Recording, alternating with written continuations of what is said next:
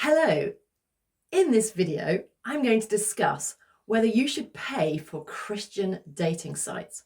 If you've ever been tempted to use a free Christian dating site, then this video will really open your eyes to what free really means. Hello, I'm Katharine Gray. It's great of you to join us today, and welcome to all our subscribers. It's great to see you here. If you haven't already subscribed, please do click the free subscribe button, the red button below, to join our Christian Dating Coaching YouTube channel. That will ensure that you never miss another video. Okay, let's get started. I often hear people say they're really surprised when they go online dating or they join a dating site like ours and discover that even though it's a Christian site, they have to pay. They express surprise because they think surely it's a ministry, and a Christian ministry should be free and we shouldn't be asking for money. Let's just look at what free means then, because there are some free sites out there. What do you get when you join a free site? Websites cost a lot of time and staff and resources to run properly. If you choose to join a free site, so they're not charging you, they will be getting their money from somewhere else. It costs to run these things. So you will either they'll be selling your data, or they'll be using a lot of advertising to track and target your interests and follow you around the web. This isn't something you might want, particularly when you're giving quite personal data about yourself. So if you don't pay with your money, you'll pay with something else. Also, many free sites actually don't allow you to do very much stuff. Once you get going, you'll discover that they soon start asking you to pay, perhaps to get access to more members, or to chat with people, or to get any sort of support. So what looks like free on the surface isn't free.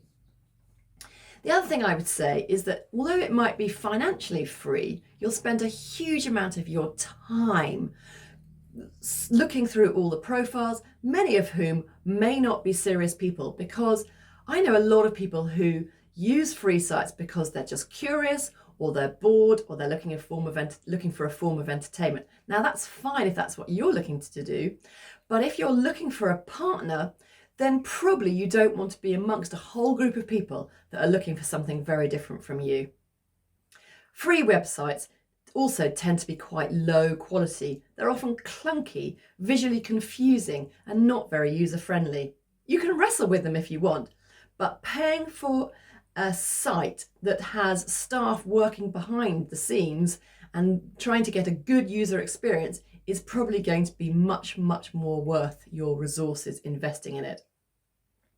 Also, free sites won't have people weeding out scammers and fraudsters.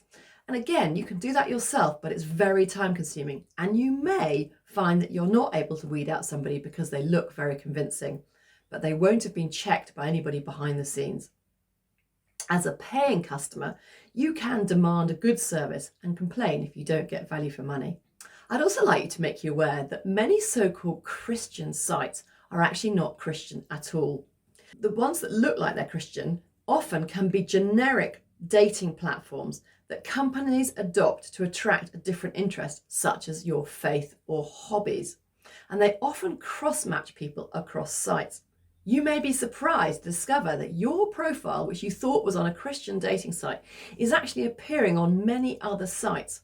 I knew a story once of a lady who'd joined a site and was asked by somebody that she's met which rugby club she went to. She was really confused because she hadn't put that in her profile at all and was thinking, where's this question coming from? When she dug a bit deeper, the man she was chatting to had joined a rugby lovers site, and her profile had come up because they were on all these generic dating platforms together. So when you think you're on a site that looks like it's Christian, you may not be on that site at all. So I hope that gives you some reasons about why I personally don't think free dating sites are a good idea. I think it's worth a bit of your time and money to investigate the right sites for you, and to choose one where you do have to pay some money, because free doesn't really mean free when you look into it in depth. And there are lots of pitfalls. You can discover these for yourself, but you will spend time and effort and resources in a different way to get to the bottom and find out the truth of what I'm saying. I hope that's useful. And please, if you like this video, give it a thumbs up. I'd love to know your experience of free dating sites. Perhaps you'll pop those in the comments box and let us know what you think. And as I said at the beginning, if you haven't subscribed, please do click the red subscribe button and make sure you don't miss another video.